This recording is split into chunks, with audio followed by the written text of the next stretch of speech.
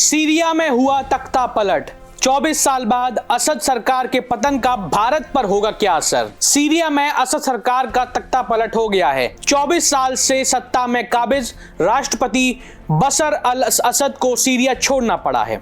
नमस्कार, मैं ऋषभ शर्मा और आप देख रहे हैं आचरण न्यूज का खास कार्यक्रम जिसका नाम है आज का मुद्दा मेरे साथ। आज हम बात करेंगे सीरिया में हुए तख्ता पलट के बारे में जिसने दुनिया भर की नजर अपनी ओर खींच ली है। सीरिया आतंकवाद और कट्टरपन की अपनी छवि के लिए पूरे विश्व में प्रख्यात है। तो इस वक्त यहां पर क्या हुआ है, किस तरह हो रहा है, आइए जानते हैं सब कुछ, पूरा मामला और भारत के साथ कैसे संबंध है सीरिया के। 24 साल से सत्ता पर काबिज बशर अल असद को सीरिया छोड़ना पड़ गया। राष्ट्रपति असद अपने परिवार के साथ रूस चले गए हैं। राष्ट्रपति असद के खिलाफ 2011 से विद्रोह जारी था। अब सीरिया की सत्ता पर विद्रोहियों का कब्जा हो गया है। विद्रोही गुट हयात तहरीर अल शाम HTS ने 27 नवंबर को असद के खिलाफ जंग छेड़ दी थी। मात्र 11 दिन में ही राष्ट्रपति असद को अपनी सत्ता गंवानी पड़ गई। सीरिया की सत्ता पर 53 साल से असद परिवार का कब्जा था। बशर अल असद से पहले उनके पिता हाफिज अल असद ने 29 साल तक यहां राज किया था। सीरिया में असद सरकार के गिरने के बाद अब यहां राजनीतिक समीकरण बदल सकता है। इससे अरब वर्ल्ड और मध्य पूर्व में भारत के संबंधों पर भी खासा असर पड़ सकता है। असद के सत्ता से बेदखल होने का असर भारत पर पड़ने की पूरी संभावना है क्योंकि भारत और सीरिया के बीच ऐतिहासिक और सांस्कृतिक संबंध थे। बशर अल असद की सरकार में ये संबंध और भी मजबूत हुए थे। क्या भारत सीरिया दोस्त हैं? जानते हैं। भारत और सीरिया के बीच अच्छी दोस्ती रही है। सीरिया में गृह युद्ध के दौरान भारत ने असद सरकार और विद्रोही गुटों दोनों की ही निंदा की थी। फिलिस्तीन के मुद्दे और गोलान हाइट्स पर सीरिया के दावे का भारत ने अंतर्राष्ट्रीय मंचों पर समर्थन किया है। सीरिया ने भी कश्मीर मुद्दे पर भारत का साथ दिया है।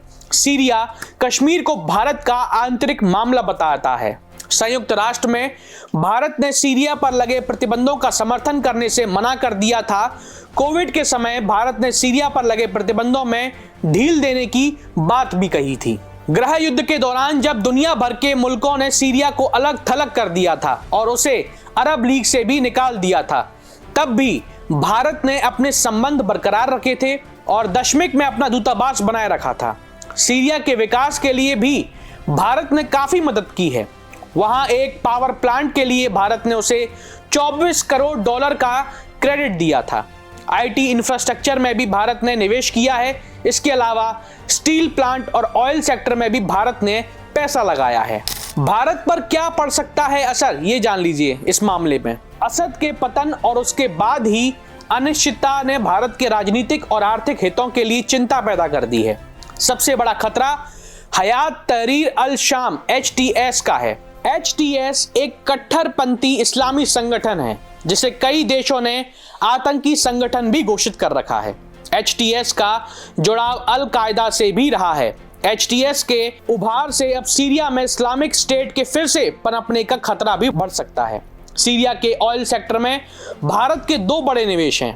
पहला 2004 में हुआ ONGC और IPR इंटरनेशनल के बीच हुआ समझौता। दूसरा सीरिया में कनाडियन फर्म ONGC और चीन की CNPC की 37% हिस्सेदारी है। सीरिया में तिशरीन थर्मल पावर प्लांट के रिस्ट्रक्चर के लिए भारत ने 24 करोड़ डॉलर का क्रेडिट भी दिया था। इतना ही नहीं, India middle east Europe corridor में भी भारत भारी निवेश करने की तैयारी कर रहा था। इस प्रोजेक्ट में सीरिया भी शामिल है। अब सीरिया में काफी कुछ बदल जाएगा।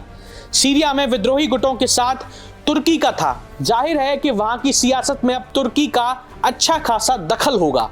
तुर्की और भारत के संबंध हाल ही में थोड़े नरम होने शुरू हुए थे, लेकिन अब सीरिया में राजनीतिक परिवर्तन से मध्य पूर्व में भारत के संबंध प्रभावित हो सकते हैं। सीरिया के मौजूदा हालात पर भारतीय विदेश मंत्रालय ने बयान जारी कर सीरिया में सत्ता हस्तांतरण की शांतिपूर्ण और समावेशी प्रक्रिया का आह्वान किया है। आइए जानते हैं कि सालों से पड़ोसी देशों में रहते सीरियाई नागरिक राजनीतिक भूचाल के बीच कैसे और क्यों कर रहे हैं अपने घर वापसी। क्यों छोड़ना पड़ा नागरिकों को अपना देश सीरिया? दरअसल साल 2011 में सीरिया में गृह युद्ध शुरू हो गया था। लड़ाई विद्रोही समूहों और असद सरकार के बीच थी। सरकार विरोधी गुटों का कहना था कि वे महंगाई, करप्शन के खिलाफ हैं। पहले सड़कों पर आंदोलन शुरू हुआ जिसे अरब स्प्रिंग कहा गया। जल्द ही इसमें मिलिटेंट्स शामिल हो गए जिन्हें विदेशी ताकतों का सपोर्ट था। हालत बिगड़ने लगे। पहले तो सीरियाई नागरिक अपने ही देश में विस्थापित होने लगे। जल्द ही वहां भी असुरक्षा बढ़ने पर वे पड़ोसी देशों की शरण लेने लगे और फिर वे यूरोप और अमेरिका तक चले गए। 5 सालों से ज्यादा चली लड़ाई में शरणार्थियों ने देश लौट सकने की उम्मीद खो दी थी, लेकिन अब असद सरकार के गिरने के साथ वे दोबारा लौट रहे हैं। किन देशों में ली नागरिकों ने शरण, ये जान लेते हैं। United Nations high commissioner for refugees की माने तो सीरिया के भीतर ही 7 मिलियन से ज्यादा नागरिक विस्थापित हैं, जबकि लगभग इतने ही लोग दूसरे देशों में शरण ले चुके हैं। इनमें से तुर्की में सबसे ज्यादा लगभग 3.5 करोड़ सीरियाई शरणार्थी हैं। इसके बाद लेबनान, जॉर्डन, जर्मनी और फिर इराक है। इनमें से लगभग सारे ही मिडिल ईस्टर्न देश लगातार सीरिया के मामले में मध्यस्थता करने की कोशिश करते रहे हैं ताकि उनके अपने देश से रिफ्यूजीज की आबादी घट सके। अब पड़ोसी देशों से उनकी वापसी शुरू हो चुकी है। ये एक बहुत बड़ी अच्छी खबर हो सकती है सीरिया के लिए। अब क्यों लौट रहे हैं अपने देश, ये एक बड़ा सवाल है, पहले ही समझ लेते हैं। ज्यादातर देशों में शरणार्थियों को लेबर मार्केट में औपचारिक एंट्री नहीं है। वे काम तो कर रहे हैं लेकिन छुटपुट या फिर थर्ड पार्टी के जरिए। सरकारी कामों या बड़े कामों में योग्यता के बाद ही उन्हें दूर रखा जाता है। अगर वे लेबर फोर्स में शामिल होना चाहें तो इसकी सजा भी है। मसलन लेबनान वैसे भी सीरिया का मददगार है, लेकिन अपने यहाँ शरण देने वालों के सामने उसने शर्त रखी थी कि वे तभी अपने शरणार्थी स्टेटस रिन्यू करवा सकते हैं जब वे वर्क फोर्स से दूर रहें। द गार्जियन की रिपोर्ट के अनुसार इसके लिए उनसे बकायदा दस्तखत भी करवाया गया था। मदद के लिए फंडिंग घट चुकी है उनकी। देशों के पास भी शरणार्थियों को देने के लिए कुछ खास नहीं बचा है। आमतौर पर यूनाइटेड नेशंस की तरफ से उनके लिए कई प्रोग्राम चलते हैं। सीरिया को भी मदद मिल रही है, लेकिन यह समस्या एक दशक से भी ज्यादा लंबे समय तक खिंच गई और रिफ्यूजियों की आबादी भी काफी ज्यादा है। ऐसे में यूएनएचसीआर को भी फंडर्स की कमी होने लगी है। कुछ साल पहले जब वर्ल्ड फूड प्रोग्राम ने हजारों शरणार्थियों को खाना पहुंचाने से इनकार कर दिया था, तब इस बात पर पहली बार ध्यान गया था। इसी के बाद कैंप से निकालकर रिफ्यूजी बाहर घूमने लगे और स्थानीय लोगों और उनके बीच तनाव भी बढ़ने लगा था। ज्यादातर देशों में सीरियाई रिफ्यूजियों के लिए मेडिकल सुविधाएं भी काफी नहीं है। जैसे जॉर्डन में बहुत से लोगों के पास फ्री हेल्थ केयर नहीं है। खासकर वयस्कों के लिए स्वास्थ्य सुविधाओं के अलावा उनके बच्चों के पास फॉर्मल एजुकेशन की भी गुंजाइश कम है। इंटरनेशनल सपोर्ट के बगैर शरण दे चुके देश सीधे सीधे उन्हें हटा नहीं रहे थे, लेकिन तमाम ऐसी बंदिशें लगा दी गई कि जिससे वो खुद देश छोड़ने पर मजबूर हो जाएं।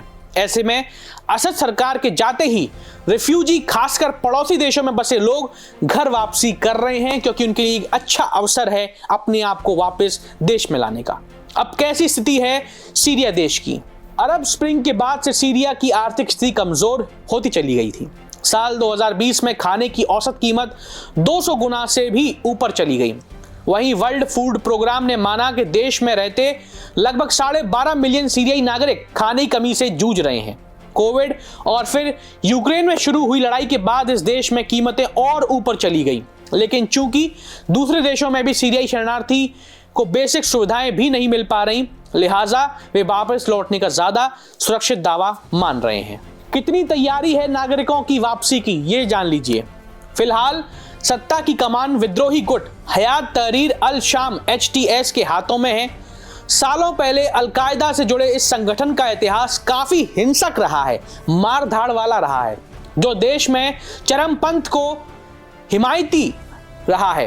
हालांकि इस बार वो मध्य वर्ग की तरह चलता दिख रहा है, लेकिन लंबे समय से राजनीतिक, आर्थिक और सामाजिक अस्थिरता झेल रहे देश में समय कब किस करवट बैठे कहना आसान नहीं। ऐसे में एकदम से आए लोगों को, विस्थापितों को वो कैसे मैनेज करेगा, फिलहाल इसकी भी कोई रूपरेखा तैयार नहीं है। अब तक मीडिया में भी इसकी कोई चर्चा नहीं हुई है। आज के लिए बस इतना ही। अब देखना यह होगा कि कौन बनेगा सीरिया का नया राष्ट्रपति, किसकी होगी सत्ता और भारत के साथ कैसे होंगे संबंध, ये पता लगाना बहुत जरूरी है। बहरहाल ये तो वक्त ही बताएगा। आपको आज का मुद्दा कैसा लगा हमें साझा कीजिए, या आपके मन में भी कोई मुद्दा हो तो हमें बताइए, हम उसे आपके सामने लेकर आएंगे। चलिए अब मैं आपसे विदा लेता हूं। बहुत बहुत धन्यवाद।